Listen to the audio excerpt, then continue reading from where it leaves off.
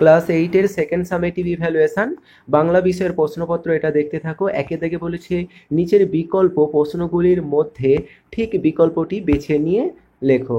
যে কোনো একটি, এখানে যা প্রশ্ন আসে তোমরা প্রত্যেকটা প্রশ্নের উত্তর তৈরি করে নেবে ভালো করে।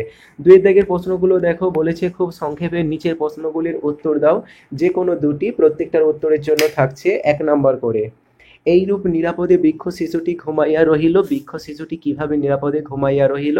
ছোটবাবু এ যাত্রায় রক্ষা করুন। ছোটবাবু কে? গোল হয়ে সবাই বসেছিল। কোথায় গোল হয়ে বসেছিল? এই প্রশ্নগুলোর উত্তর করে নেবে। এই ধরনের প্রশ্নগুলো দেখবে তোমাদের বাংলা যে টেক্সট বুকের যে গল্প বা কবিতার অধ্যায়গুলো পরীক্ষা হবে, ওই অধ্যায়গুলোর শেষে হাতে কলমে এই ধরনের প্রশ্নগুলো আছে।